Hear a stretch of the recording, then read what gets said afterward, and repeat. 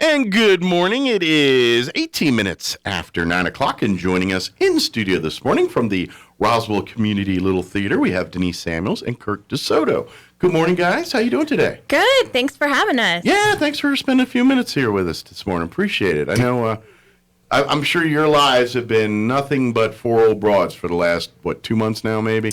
Yes, I feel like I live at the theater here lately. Yeah. Live and breathe, and then we're there again. That's right. Yes. Well, good news is the fruits of your labor are coming up here in about a week and a half here or so. Yeah. Yes, a week. We open a week from today. Next week. As soon as we get through John Denver weekend here, the stage is all yours for... Yes. We'll get into that because we got time to talk. But that's a question I want to ask later on down there. Now, the play is called Four Old Broads, and it's going to be happening at the Roswell Community Little Theater next weekend, February 25th, 26th, and 27th. And then the following weekend, March 4th, 5th, and 6th. The 25th, 26th, and 4th, and 5th, those are Friday and Saturday evening performances at 7:30. That's correct. And then the 27th and 6th, those are 2:30 Sunday matinee performances. So if you don't want to go out at night, you want to do the daytime, you can pick one of those Sunday performances and go to one of that. So you're covered either way. There you go, yes. Yeah. And, of course, it's happening at the Roswell Community Theater. Tickets are available right now. You can go online to roswelltheater.com. Mm-hmm. Make sure you spell theater like live theater, T-H-E-A-T-R-E. Right, fancy. Yeah. We are fancy. Pinky, yes. Pinky's up. Yeah, fancy don't theater. do Savage the Eater like the movie folks. And then you can get your tickets there. You can still get tickets for the John Denver show if you want to go see that tomorrow, too. Yes. That one is a direct fundraising event for Kiwanis Club of Roswell and the Community Little Theater. Community Little Theater uses their portion to pay for the roof. Yes. The Kiwanis Club are using their portion to pay for the all-inclusive park that they've partnered with the city on there. Yes, that's right. By coming out to see Four Old Broads, that money's all going probably to pay for the roof, I'm guessing. The money generated from this play is going to help pay for the new roof there at the little theater. Yes. And we have been in desperate need of a new roof, so we're very excited. It's fine till it rains. Exactly.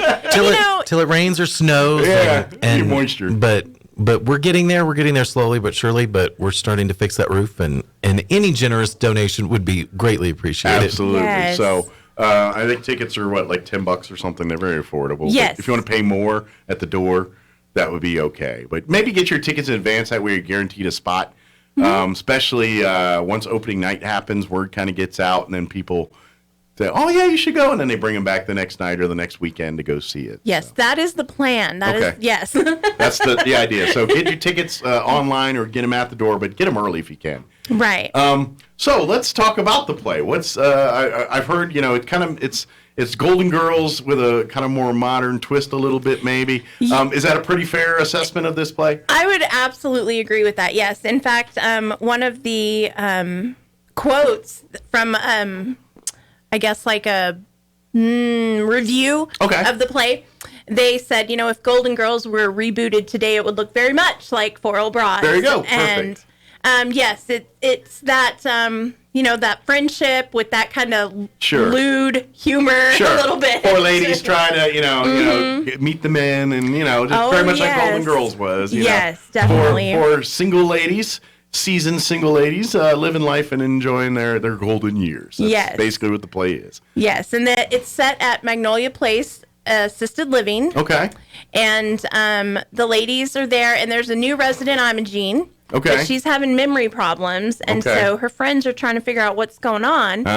And there's some confusion with the medicine, like what's this strange pill that they're getting, and so it's really funny. Cool. They try to solve this mystery, and it's just hilarious. And the comedy and the story, the plot ensues, and it goes from something like a lot of comedy, especially in these veins. It's probably something very simple at the beginning that snowballs into this giant, enormous issue by the end of the play. Kind of thing where it's like you realize at the beginning, if you just did this would not have been a problem 10 minutes. You know what I mean? Yeah. That kind of comedy. But the people, the characters, they don't see it for that. So down the road we go. So that's cool. That's fun. So now I was talking a little bit about Elvis earlier here. If for folks that want to come out opening night, February 25th, come out in your best Elvis. Yes. And you'll get in free for the show, and they That's like to right. bring all the Elvises on stage and maybe do an Elvis off here or something. Right. And have some fun with it. Yes. The one guy in the cast, he is a retired Elvis impersonator. Yes. And so we thought, it'd be funny to have like an Elvis lookalike contest, to just kind of something fun for opening night. And so people can come out dressed as their best Elvis impersonation, and they'll get a free ticket for the show just on opening night. Oh, gotcha. It's just the 25th, that first night. Yeah, exactly. And then after the show, we'll call up all of the participants and all Elvises report to the stage, please. Exactly. Yes, Elvis is needed on the stage. Yes, and then we were going to kind of do like an audience vote, for the winner. Of the best Elvis. So so bring your. And I was saying earlier, Elvis is up to your interpretation. Exactly. Like if you want to go with young, svelte, Army Elvis, right, or 60s movie star Elvis, or kind of bloated Demerol Elvis in the 70s. whatever works best for you, just go with that. Yeah, exactly.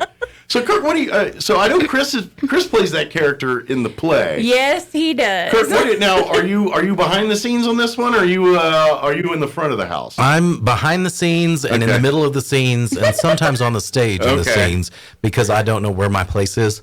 I'm a brand new assistant director at the theater. So you're you're the gap in the line. Yes, you're getting in. Of course, probably a lot of folks know you from teaching and your education side, but Kirk's like, you know what? I want to tap down. Is your goal to eventually do a little front of house stuff? I did once before. My debut was in the theater at Roswell Little Community Theater. Okay. And it was in Hello Dolly. A couple of years ago, Jim Bignell directed that play, and that's where I first got into the theater. That's what got you into it. It got me into it, and I was like, wow, this is a whole lot of work. And it really is a labor of love. And so I've dropped out for a little while, and Denise asked me to come back as the assistant director, and I said, sure, I'll come back and help. How hard can it be? Yeah, how hard can it be? He makes it sound like he was so willing. I had to twist his arm a little bit. But it's been really good because Denise is a very organized director, and our cast has been really appreciative of her because she's very put together.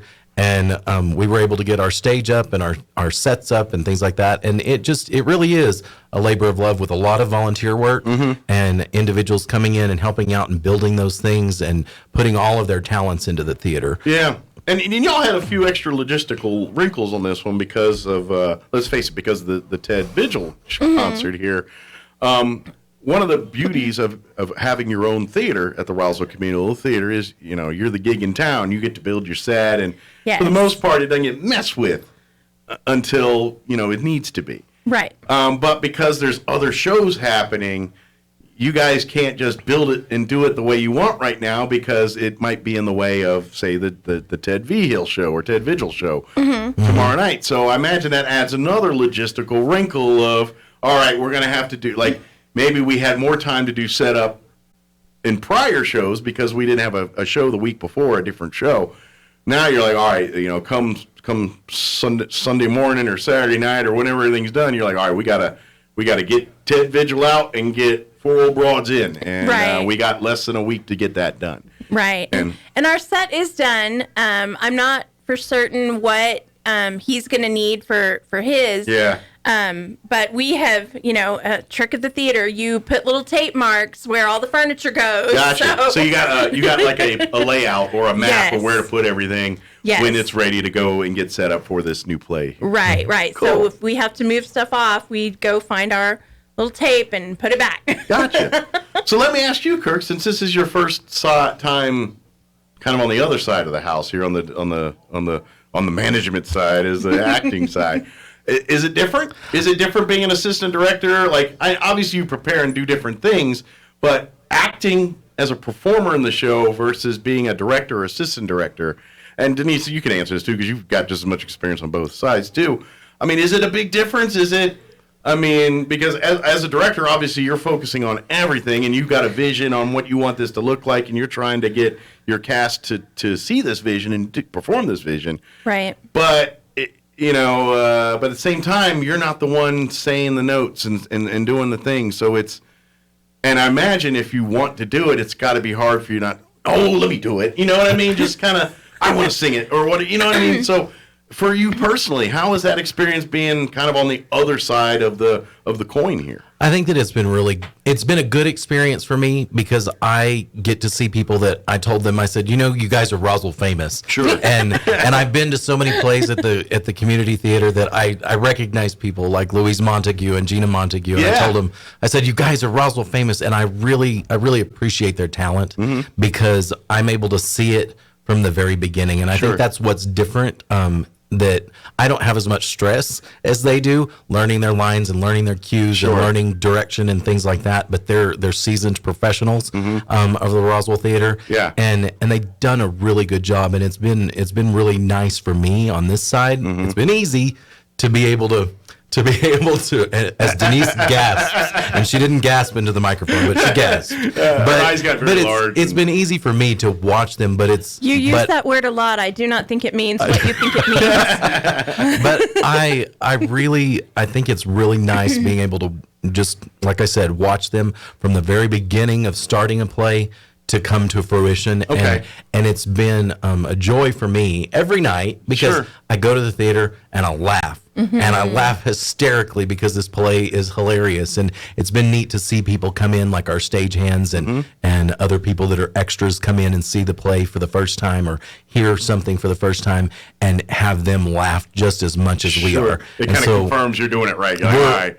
We're very grateful for that, but the funny parts are in the right spots where they need to be. Right. The funny parts are funny. It is, but to answer your question, it has been easier for me than being on the stage because I do get nervous and I do get stage fright, and that's okay. Right. But it's a good place to do that in because everyone is very supportive. And I'm sure let's face it, that's human nature. Yes. In some aspects, the butterflies motivate you, drive you a little bit. If you didn't have that, you're like, am I passionate about this? Exactly. That's kind of an indicator. If I'm nervous about doing this well, is this really something I care about? And that's kind of an internal indicator for you. It's like, and I get it. Some people you still get that even because you just want to make sure whatever it is you do, whether you're into it or not, you want to do well. I mean, that's human nature too, I think. Right. And so, yeah, you're right. I think you need that to be good. Yes. And the moment you show up without it, then you're like, uh-oh, then you ought to get nervous. Right. I mean, I'm so glad you think this is easier, friend. She's like, I got some more stuff for you. I would have to disagree. I mean, I love being on the stage. It's a blast. And it is a lot of work learning lines and everything, but you just kind of have to focus on your part and what you need to do. Sure. As a director, there are so many different moving parts and making sure everything is good. And you're stomping out fires left and right. Or at least as an actor, you're like, I got my world, I got this, and that's all I got. If I do this well, the other cogs in the system will do their parts. Right. And I mean, I love it. It's a blast. Like he was saying, to see it start and then come together and see the whole thing together and all of the hard work everybody's put in, and it's amazing. Yeah. But it is a lot. Sure. But this is only my second time to direct a play, so but I'm having a blast with it, and we have such a great cast. They're so talented. If you got the right cast and that chemistry is so important. That sometimes is the difference between a good performance and a great performance is the chemistry between the cast. Where, and because it's live theater, no two performances are exactly alike. They're just not. That is absolutely true. It's live theater. A line's forgotten here or a staging is missed here, and the team has to compensate for that. Right. So where one person forgets a line or forgets a cue, others have to pick up on that and make it look like, oh, we meant to do it that way. And that's the beauty of live theater is they do this kind of stuff all the time. Like you watch them like, that was amazing. Like, we screwed up 6 times in there. Right. You know what I mean? Right. But you didn't know it. And then guess what? It's a success. That's one of my favorite stories is when I was in Odd Couple with Michelle Massey. We had the 2 leads, and during one of the performances, a painting fell off of the wall. Yeah, then there's wardrobe and set malfunctions you can't control. Yeah. Right. And I mean, it's during the performance and it fell off the wall. And I mean, the key is you just stay in character. What would my character say? And so I looked at her and I said, well, now look what you've done. This is why we can't have anything nice. And the audience just cracked up. And it brought the house down, didn't it? Yeah, and we just moved on from there. But, I mean, you just, gotta go with it. So, since we're talking about that, let me, because, and I know enough to know, talking with other directors and other casts, where, the people that write these plays, and there's a whole... This is where we talk about money and everything else. It's not cheap to put on any production. I don't care if it's a local play written by someone local versus Les Miserables. Whatever it is, it's still going to be a lot of money, a lot of time and effort. Permissions alone, just to do the communal theater just can't decide. I'm going to do Pinocchio one day and just start doing it. No, they got to get permission and the rights basically, and all that costs money. Yes. And then on top of that, and this depends on the person that wrote it usually, some are very stringent on how you present it. Others give the theater company a little bit more direction or make it their own a little bit, Mm-hmm. So, but others, and I'm guessing particularly Disney-based performances and stuff are probably more so this way, where they're very meticulous on what you have as set design, costume design. The words have to be said the exact way. Right. Otherwise, they won't give you that permission. Mm-hmm. I'm guessing Four Old Broad, since this is more of a newer, it isn't like Les Miserables. It's not been on Broadway or anything like this. This one you probably had a little bit more freedom with, I'm guessing. Yes, and the playwright, Leslie Kimball, this is the first play that she wrote and was published.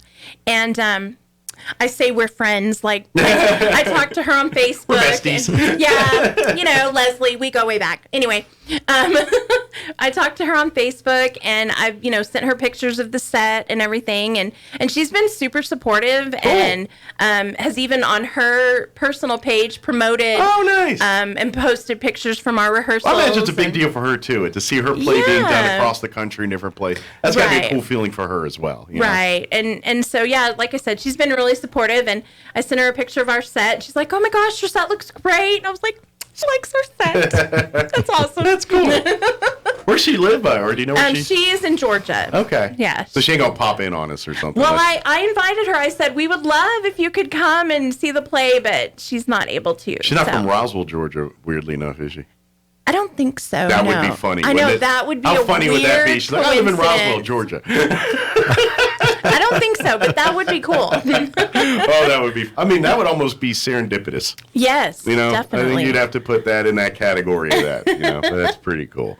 But, it's a lot of fun. And if you've never been to a live performance, this is a great one to go to. Yes. I know some people have hang-ups about, I don't want to go to a musical, I don't want to sit and, you know what I mean? Mm-hmm. This is different. It's a fun play. It's so funny.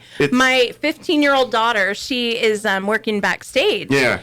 And the first rehearsal that she came to, she hadn't read the play, and we hadn't really talked too much about it. Yeah. And so she's sitting there listening, and she is just cracking up. And I have a picture, and she is just like belly laughing at it. And I'm like, okay, this is, it's that funny. Yeah. And that's so people that normally don't find live theater their comfort zone or something they're into, I think this will be something for you to get your feet wet with and get into, because it's not like your Hamilton where every single line is sung, right? And, and everything like that, or it's not like that type of thing. This is with dialogue, a story, and you follow it, very similar to maybe watching a TV show or something, but it's got.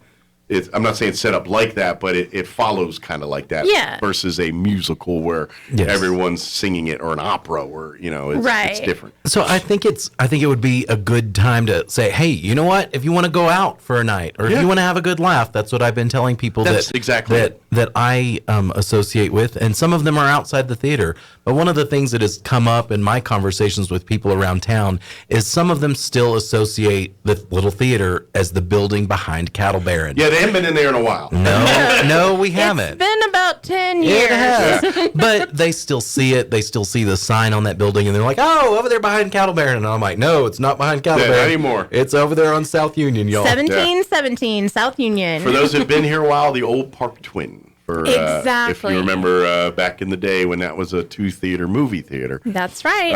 But that was before the Icon or Apex, wherever it's called now, which is right nearby the Beetle Theater. Right next door. Yeah. So come on. And matter of fact, they turned that 2-theater building into one big theater.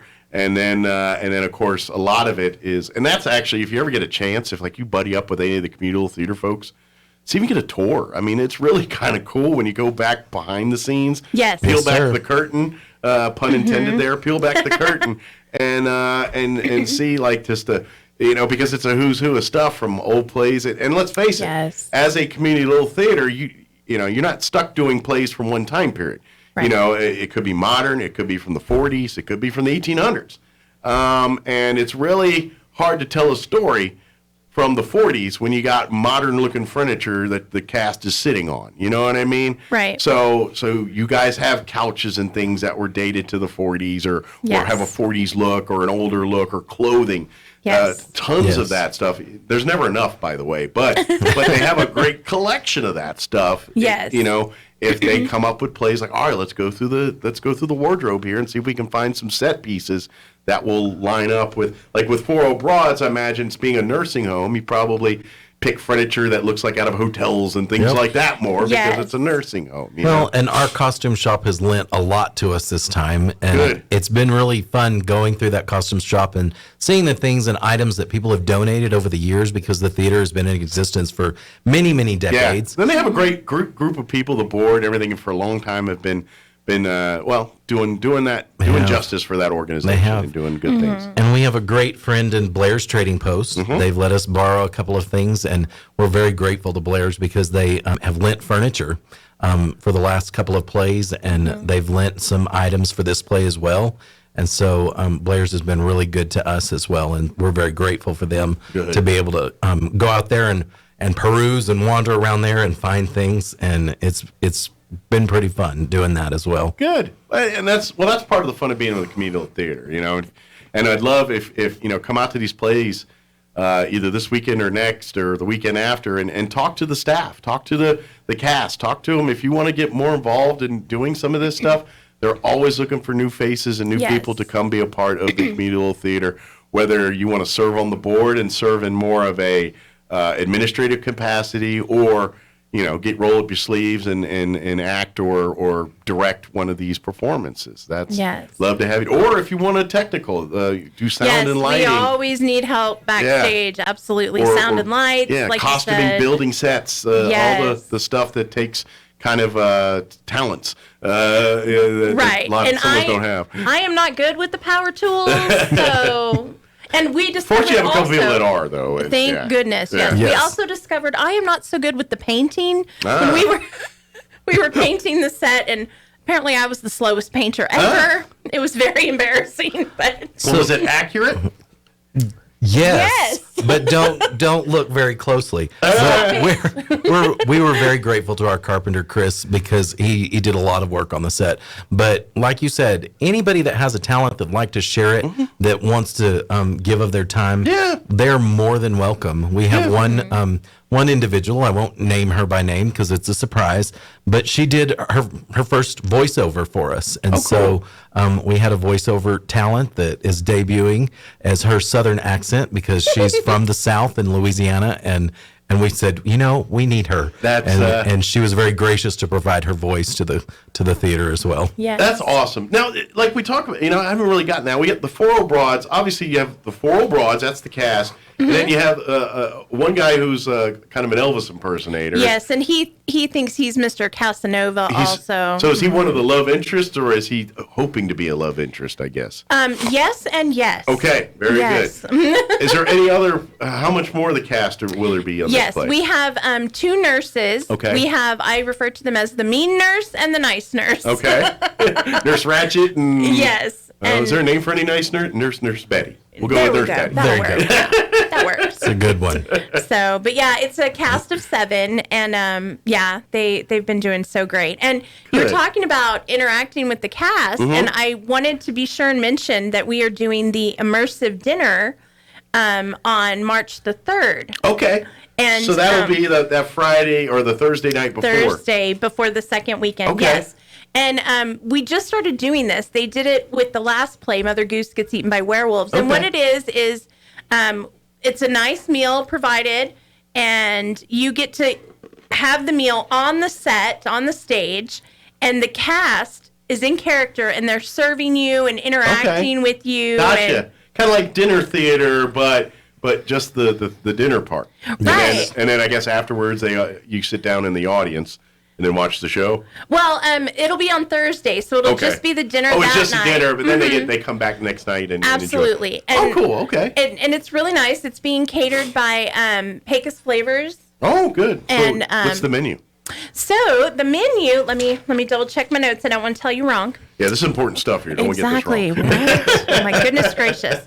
So you have your choice of a pan-fried pork chop or a herb roasted chicken. Okay. And then like a little salad to begin. Okay. Some potatoes and veggies. Okay. With a corn muffin, because we in the South, it's set in Georgia. That's right. And of course for dessert, you have to have your peach cobbler. Nice. Right. So pork chops or chicken breast and southern, a little more upscale southern fare.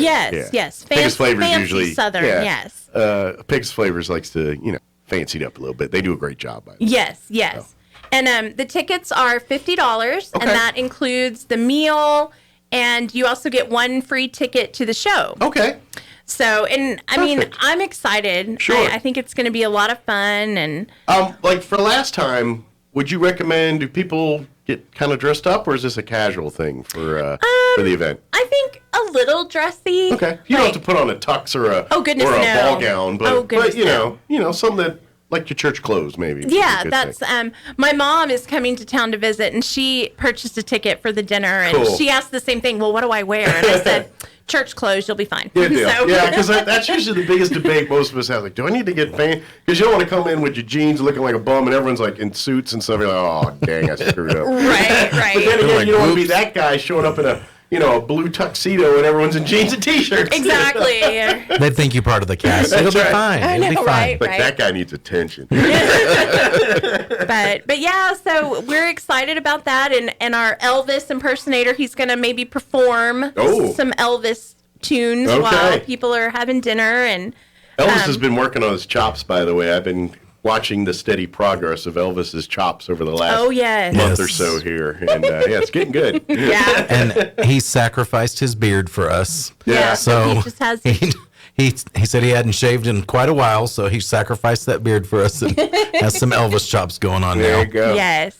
But the doors will open at 6:30 on March the 3rd for that dinner, and then it'll start at 7. Okay. And I believe they're going to have like maybe some, I don't know, like little snacks, appetizer in the lobby while everybody gets there. Finger foods and what have you. Yeah. And something to nosh on till everything gets going. Yes. Okay.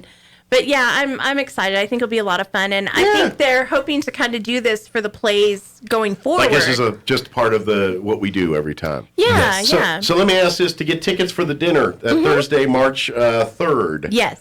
Can they go onto the website, or they have to go to a special place to get those? Yes. Please go onto the website, Roswell Theater. Pinkies up with the fancy theater. THEATRE. Yes.com, and there's a little picture there. It says immersive dinner. You can click on there. Okay. Purchase your tickets, and it'll let you choose, if you want the pork chop or the chicken or everything. And tickets are limited because, obviously we can't fit a ton of people. You're on not a the stage. restaurant. You're a theater, and they didn't think about that when they made the stage for dining capacity. Well, we just came up with this. So. Well, and we're looking for a very intimate dinner that you're going to have a fun experience and chance to woo a date or, spend some quality time with somebody. That's all. And have a little bit of fun and laugh. Sure. Eat a great meal and have some laughs and get a preview of the play. Kind of as you talk with the characters and things, you'll probably learn a nugget or two about some backstory here and there and all that too. And I think it's good because those who have seen the play, the first weekend, they'll, kind of get the inside jokes with the characters. They're in the know. Yeah. Right. And those who haven't, it'll, hopefully pique their interest of, okay, what things is to this? pay attention to exactly. when you do watch the play the next night or when you go to watch. Right, right. Yes. And I did look online last night, and I think there's about 5 tickets left for the dinner. Okay, so not many left. Right. So if you are interested, hop on there. And, maybe today. Yes. Maybe get that done today. Yes. Okay. So again, RoswellTheater.com, THEATRE. Yes. And if you don't remember any of that, just Google Roswell Communal Theater, RCLT, or whatever. It'll pop right up. Yes, sir. They have a Facebook page. There's a link to the website on the Facebook page as well, too. Absolutely. And that way you can also see other upcoming. They've got, we talk about Four Old Broads, but there's a bevy of plays on the horizon. Clue's going to be coming up here in a few months. Yes. There's some more stuff coming on down the road. So follow it on Facebook or social media there, and that way you can kind of stay up to date. Like when they call for auditions for these next plays, usually that's the first place you see it is on the Facebook page and things like that. So if you're looking to be a part of some of these future plays, follow and audition for some of these ones coming up after Four Old Broads here. Yes. Yeah. I Definitely. think deal. we had a first in our auditions this year. We did auditions by Zoom because we had individuals interested from other communities. So nice. They Zoomed in and auditioned with us, and we had about 20 people come out for these 7 parts, and it was really neat seeing people from out of town, from Carlsbad, and watching them audition over Zoom. And it was a different experience for me, but it was really neat to see other people from outside the community interested in it as well. Well, and correct me if I'm wrong, but community theater is a community within itself. So, and what I mean by that is, the communal theater folks here, they chew some dirt with the folks in Artesia and Carlsbad as far as communal theater, and so it's a circle, and they know each other, whether they competed or performed together in the past at various things. So there is that network right there, and the communal theater family is much bigger than what you see in the building here in Roswell. Yes. It is. And I'm really glad you brought that up because the first play I directed back in May was Dearly Beloved. And then we found out our friends in the Carlsbad Community Theater, they did the same show, Dearly Beloved. Oh, cool. A few months ago. And so me and a bunch of people from my cast were like, we have to go see it. Check out their version. Right. Yeah. And so we road trip down to Carlsbad and got to see, and they did a great job.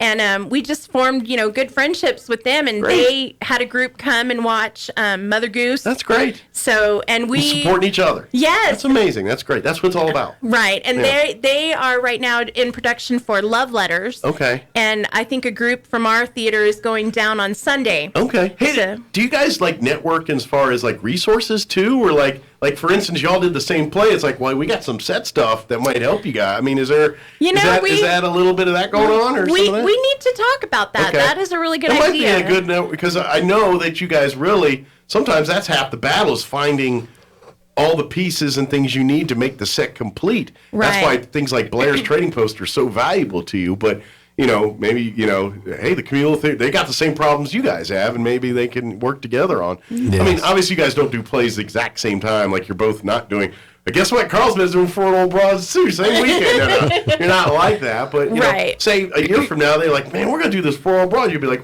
guess what? We got some set designs still there. Right. Costuming, let's library it out, borrow some and get it back to us. But that definitely. And they're a great group of people down there, and we really enjoy going to support them, and we appreciate them coming and supporting us. Although I imagine bigger set pieces, moving from Carlsbad to Roswell is probably not the easiest thing to do. Probably not. But I'm sure costuming things or a chair or something. Yeah. Oh yeah. Mm-hmm. Oh yeah. Yeah. But I love that, and that's really how communities work. That's how theater works. Is that we all do our parts. We all and okay, you don't want to act and come out, be a part. Come out, be entertained. Exactly. Come out and support it, because what you're doing is by coming out to these shows and yucking it up and having a date or having dinner and things like that, you're supporting the arts, which in turn supports our community. Yes. It just so happens this money is going directly to provide for a roof, but when you come to these things, you're supporting the kids' arts program, which is very much part of the communal theater,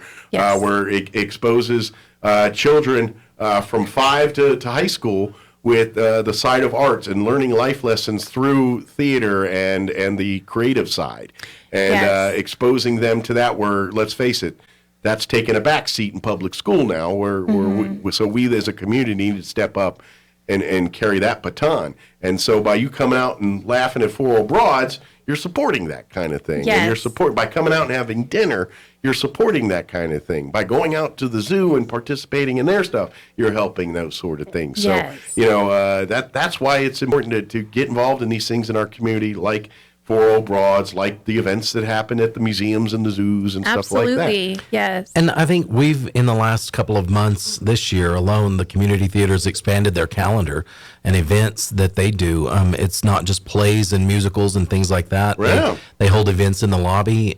They've also done what they've called Curtains Rising, but they've done that at the theater. They've done it off-site and different places. So there's all kinds of events that are there at the community theater. Matter of fact, yesterday we had Alethea. We were talking about the John Denver show. Yeah. And she had mentioned the improv group that they're going to be gearing up here formally with night. Like, they've done a couple like one-off shows and things or events, but they're setting up like a monthly or quarterly, I don't remember off the top of my head, but a regular scheduled where they've got their improv group, and they're going to have nights where y'all, I don't know if it's like a Friday night or something, y'all come out and we'll do, think of Whose Line Is It Anyway? Oh, think I of love that show. Yeah. And think of a live version of that. And that's basically what they're going to be doing here on I think it's monthly basis. Don't quote me on that. Yeah.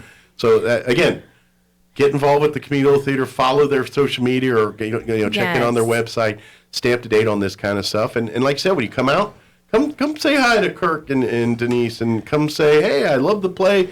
Can I do some of this? And they'll tell you, I'd love to tell you how to do all that. Yes, and I'll tell you, having people in the audience laugh, I can say, as being on stage acting, we feed off of that. Like that reaction from the audience, it just makes us want to do even better. The more the people, like I did during the Christmas Santa showcase. Yes, I was Mr. the Grinch. Yeah, for the last couple of times. And the more people laughed, the dumber and more louder my jokes got. So you were awesome. You did such a great job. I'm going to give you bad or worse jokes. And, you like that? Wait, there's more.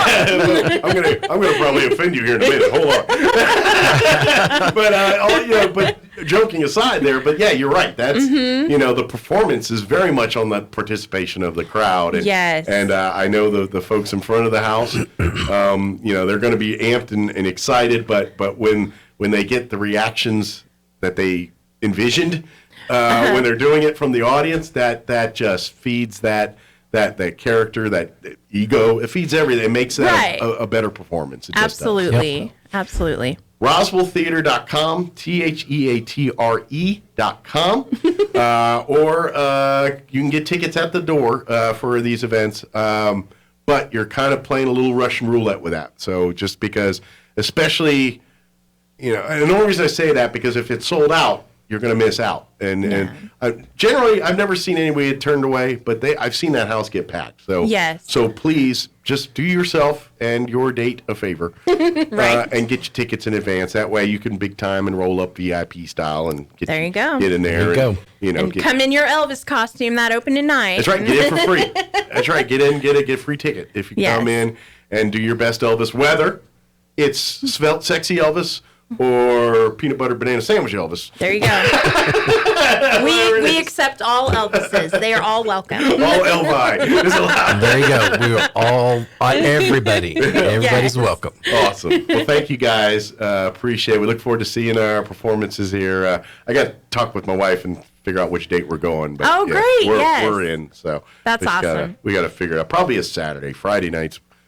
She's a teacher. Well, you know this. We turn into pumpkins on Fridays. We do. Yes. The wife, Mr. Winter's wife, and I, we taught for a while together. They've spent many time in trenches together. Yes, we did. I'm assuming, like her, you were very excited when the mask mandate lifted yesterday. I'm very excited to see smiling faces in my classroom again. My wife told me it was literally like a celebration. The kids cheered, the masks went up in the air, and it was like, crank up the music, it's party time. That's what it was like. Well, Thank you, guys. We look forward to seeing the fruit of your labor here next week. Thank you so much. Awesome. Yeah, Thanks for having us. Break a leg. Thank you. Even though you're not on stage, is that still applicable to the directors? Absolutely. Okay. Yes. I didn't know if that was faux pas-ish or not. I don't know, because like baseball, you step on the line, I don't want to commit any of those kind of problems. Oh, I don't understand that. But yes, break a leg is appropriate. Yeah. Yes. Well, like you're not supposed to, like if you're on baseball, like and you're going onto the diamond and there's like the first base and third base line. Okay. You're not supposed to step on that line when you're going out. That's bad mojo. Oh. So superstitious bait, they jump over the line. They don't stand on the third base or the first when they go out to take their position. There you go. Good to know. Yeah. So there you go. Take that. I don't know. I do theater. I don't know sports so well. I'm a jack of all trade, master of none. That's what I am. So.